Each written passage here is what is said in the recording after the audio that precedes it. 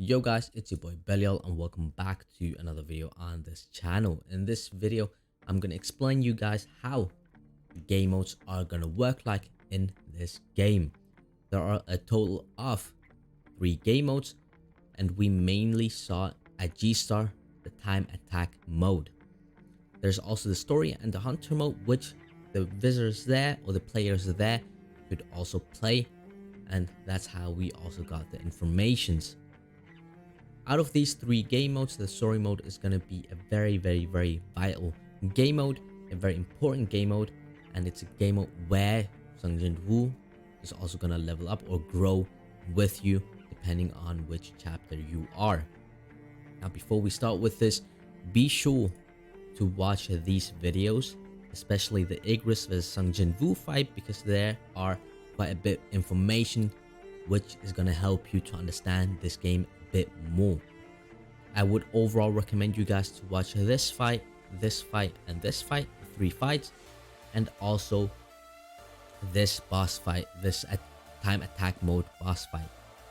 So be sure to watch all of these 3 to get a better understanding of this game. So yeah, let's get this started. First of all, I'm gonna explain you guys the story mode. Let's read this through first. The story mode captures the original story without distortion. The process of the main character Sung Jin Woo gaining unknown power and growing is divided into chapters, and familiar characters appear sequentially. So the main thing here is the story is not gonna be changed or gonna have some extra stuff. It's gonna follow the original story up until the end. After the end, it's gonna focus on different kind of characters, but that's something for another video. And here as well, Sung Jin Woo gaining unknown power and growing is divided into chapters.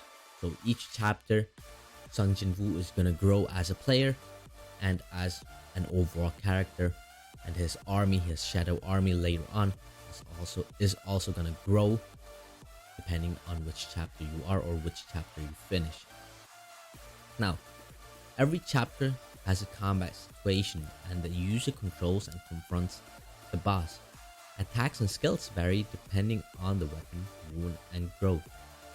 Battles are animated so that the time passes slowly or special motions, and dialogues are directed as ultimates to increase fun.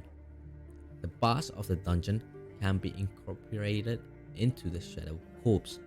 So basically here, while you are playing, the end scene is going to be a bit more slower, going to have more special effects, and they may or may not have some ultimate kind of abilities at the end, which is going to make the scene overall more awesome. Now at the end, as you guys can see, the boss of the dungeon can be incorporated into the Shadow Corpse. Basically what it tells us, you can have this last boss you're gonna fight or overall gonna fight can join your Shadow Corpse army, just like in this video with Igris, which we are gonna check real quick actually, which is gonna be easier if I show you real quick right here. So this is where he gets the ability, and as you guys can see, this is the logo to arise the boss at the end. Now here's also a showcase, which is sick. Ironara is the Korean version. Oh, I got it right, the Korean version. And yeah, the first time he fails, the second time it works. No, the third time it works, if I recall correctly. But yeah, this is the last one that he does. He also tries it a bit more, as you guys can see here. So yeah, overall cool scene. You can do this with every boss fight after you gain this special skill. And you can also change your Shadow Corpse army, which we are going to talk about in a second. There is an element of growth in the corpse. As I said before, you can change your shadow army, you can change the characters in it, you can change overall your army, and it's gonna be like a skill in each battle. You can use it like a skill where the Shadow Corpse army is gonna come out and fight for you or gonna help you in certain situations gonna deal a good amount of damage to the boss, and so on. As it says here, so you create your own unit according to the concept and use it like a skill in each battle, so you can make a powerful boss a follower. Other characters from the original work also appear in the game, join as a guild members, and help in battle with hunter skills. So the guild system here is basically like they're gonna join you, like imagine a gacha game where you pull where you get a character and he is yours, he's in your collection basically.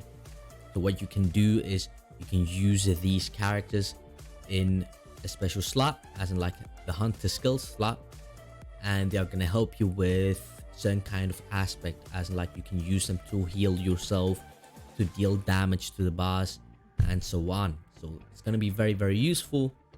And yeah, that's the story mode. Very, very important, obviously, especially for Sung Jin Woo to grow from E rank to S rank. And yeah, the next one, the Hunter mode. In Hunter mode, you endlessly challenge difficult dungeons, forming and replacing teams with hunters excluding the main character and continuing the battle. So basically here is your collection, basically your guild members are gonna fight in this mode against boss battles, against mobs, and so on. And you can't use Sung Jin Woo in this case. So these kind of members, these kind of characters are also going to be very, very important in this game mode.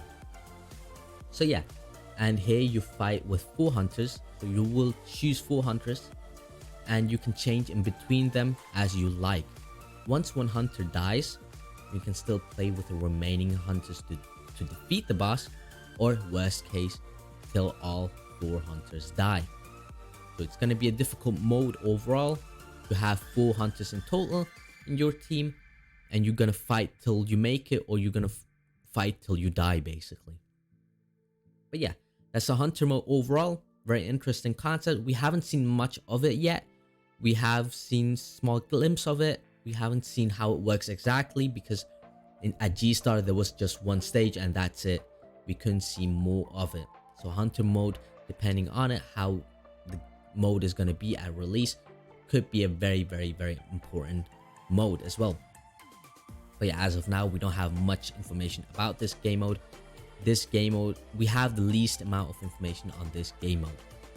But yeah, the next one, the time attack mode. The time attack mode is basically a big boss fight, which we saw a ton of times in the G-Star live stream by Netmarble. And in that boss fight, you just normally fight against the boss, and there's going to be a timer. And it's not like the timer goes from like 5 minutes to 0. It goes from 0 to till you beat the boss, or till you die basically. But it's more or less like a ranking kind of competition. It's like competitive mode, where the faster you beat the boss, the higher you will be placed in the ranking system. And the higher you are at the ranking system, you may or may not get awesome rewards. But yeah, this is the time attack mode is in this game the competitive mode basically. As of now, there's not going to be any PvP mode at release as well. There's not going to be any PvP mode. There is no plan of implementing a PvP mode or even a co-op mode where you join like with other players and go into a dungeon. That's not going to happen as of now. It may be implemented later on down the line once the game is released, but as of now, these 3 game modes are the main game modes for this game. It's mainly an PvE kind of game. Won't have much PvP or online interactions except the ranking mode, which we have here. But yeah, this is overall it. This is all the game modes we have for this game as of now. And yeah, hope you guys like this video. There is also going to be another video coming out very soon where we have the interview with one of the game designers, and there you will get more answers for it. So yeah, be sure to subscribe if you don't want to miss it out, and see you guys next time. Bye bye guys.